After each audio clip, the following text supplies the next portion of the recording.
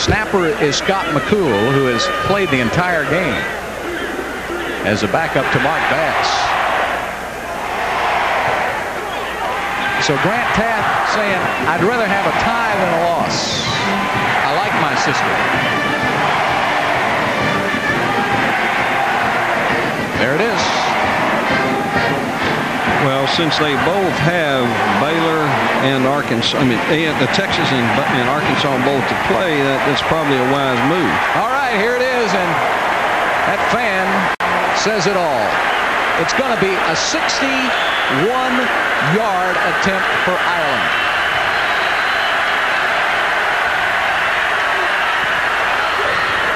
Is it enough? No, it isn't. And the Aggies have pulled it out.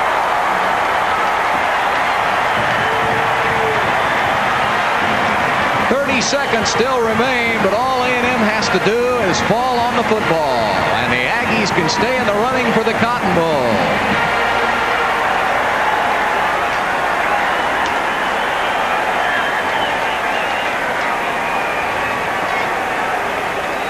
Well, you can't expect any more out of the youngster. He's done it all for Baylor offensively today. He's waiting and didn't get probably the win that he wanted. Well, That's Bill, tough. as I said earlier, that kid doesn't have anything to hang his head about. There's a whole bunch of guys kicking on Sunday don't kick them from 61 yards with a gale force wind blowing. Isn't that the truth? It's just unfortunate that in a lot of people's mind he may be the focal point, but I think that's absurd. Well, he could be the most valuable player for Baylor, because without him they wouldn't have had but a safety. Right, exactly. So the Aggies, as Baylor will call its final timeout, 27 seconds left to play. But think about the Aggies now. Here's a team that defeated LSU in the top 10 at the time, lost to Washington, then won a couple of games, defeated the University of Houston, a team in the top 10, and except for a last play loss to Texas Tech, A&M would have no losses in Southwest Conference play. Well, and sometimes when you lose a tough football game like that, that makes you a better ball club. You realize that this is a tough loss for Baylor, obviously, because they felt like, I'm sure they had the thing under control. But Texas A&M has done what they've had to do to win, and I think you got to give those people a great deal of credit for that. Neither team has played exceptionally well on offense, but they've done what they had to do, Texas A&M in particular, to win the football game. We remind some of you folks that joined us late, Texas upset Arkansas today in Fayetteville, 24-20. So now Texas is the front runner in the conference, with A&M Arkansas chasing. And that's going to be the final play, because Baylor cannot stop the clock.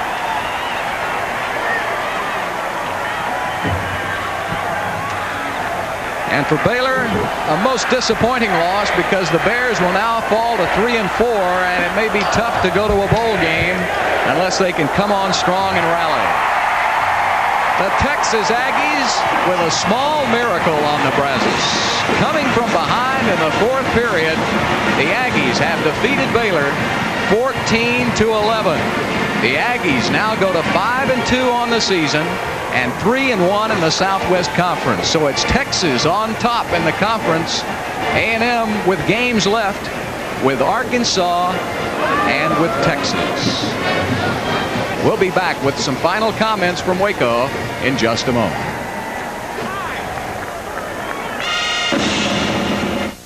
The Dallas Mavericks St. Paul Medical Center Halloween Hustle is back. Bigger and better than ever. There's a 10K, 5K, and 1 mile run with the Nun Fun Run Walk. The city's largest costume contest. Free refreshment, prizes, live entertainment, and awards for the top runners and best costume. A health fair featuring health information, screenings, and counseling. Join the fun Saturday, October 28th at Reunion Arena. Proceeds benefit the Ronald McDonald House of Dallas and the St. Paul Medical Center Children's Cancer Fund.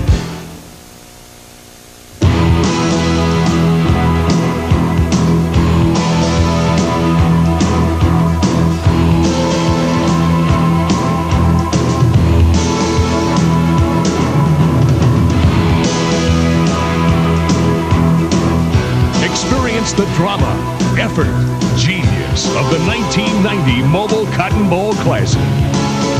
Go for it. Order your tickets today. Tough. Comfort. Made in the USA. Wolverine 4-high boots, $59.99. Academy and Wolverine for performance.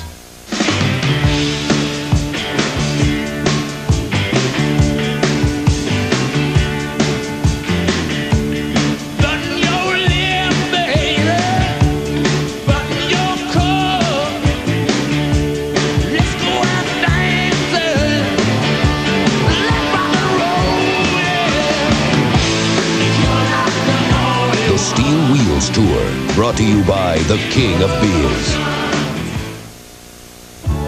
The game of golf is experiencing growth in record numbers, and your Southern Texas golf professional is playing a key role. He's helping to promote junior golf through individual instruction and tournament participation at all ages, so that young golfers not only become good golfers, but good sports. When you look at the scoreboard, your Southern Texas Pro is there, running your tournaments. And when you're looking for that mental edge in your game, your Southern Texas professional is the one to turn to. See your Southern Texas Pro soon. Well, what has become a typical Southwest Conference game this year, it went right down to the wire. An exhausting finish and a great comeback by the Texas Aggies in the fourth quarter to win it 14-11 over the Baylor Bears. And Ray Auburn, I'll tell you what, you go back to that third period, Baylor had its chances. The Bears trying to get into the end zone. A&M intercepted a pass, couldn't do anything with it. Then there was a great goal line stand by the Aggies, and Baylor couldn't get it in then, and Grant Taft could have gone for the field goal, and he might be second-guessed on that tomorrow. I would imagine there will be some speculation, Bill. Not very well played football game in a lot of ways. I think it was a great defensive football game. When you look at the offensive stats, there was nothing really established, but I think it had a great deal to do with our defensive people, or the defensive people in the ball game. So many big plays that swung the momentum of the game and changed the flow of it. But a great ball game spectator-wise. You can't take anything away from that. Now, Pete Rutter, the punter for Baylor, was back on his own 10-yard line in the fourth period. He punted it 80 yards. They called it back. Then he was in his end zone. He fumbled the ball. The Aggies got it. And that was the big turnaround. The Aggies went for two. It didn't make any difference, really, because they were back in the game. It was 8-6 Baylor. Yeah, and I'm sure Pete Rutter, he kicks 178 yards on the play before. A&M gave a 9-man front with one guy back. They brought all 10 of them. Snap was a little bit high, and he may have taken a little bit of a look upfield. And trying to pick it up, he couldn't pick it up. Texas A&M fell on it for a touchdown, and that was, of course, a big play in the football game. Of course, the kicking game was awfully important because James Francis had blocked one earlier in the game for a safety by Baylor. But then it was Lance Pavlis with the big play for the Texas Aggies. The Aggies on fourth down, needing 15 yards, and all Pavlis does is get it in a hurry with a 31-yard scamper. Well, if there's any doubt about his maturing as a quarterback, I think that was a very big play. He knew the pressure was on. He got himself upfield, and then most importantly, Bill, as we talked about, he got out of bounds. And then he got it in. Got it in for the touchdown, yeah. A great day for Lance Pavlis. Statistically, maybe not as great, but I think it'll give him a great deal of confidence going on the rest of the year. Yeah, well, the Aggies went for two, and Robert Wilson ran it in. That made it 14-11, and it forced Baylor then to try to go for a touchdown to win or a field goal to tie. And Grant Taft wanted that tie because it would keep Baylor in the hunt. So it was up to Jeff Ireland, who was 3 for 3 on the day. The only unfortunate thing for Ireland, it had to come from the 50-yard line. So it made it a 60-yard field goal attempt. There it is. It could have tied the game, but it was a little short, and it was almost too much to ask. I think that young man feels bad, I'm sure, but he shouldn't feel bad. There's so many things in a ball game, so many plays that can be the difference, that one particular play sticks in everyone's mind. But there were a lot of things that happened earlier, Bill, that could have been the swing factor. So it's unfortunate for him, but he'll have an opportunity to kick some more, and he kicked 3 today. Well, Ray, this really sets up a great finish for the Southwest Conference. Texas is now alone on top with its upset win over Arkansas today. A&M still has to play the Razorbacks and still has to play the Longhorns. So it's still anybody's Southwest Conference up for grabs. I think it really scrambles it now. Yeah. I think there were an awful lot of shocked people, Texas beating Arkansas up in the hills. We were up there, we were all in there talking before the game in the press box, and everybody was talking about how it would be Arkansas.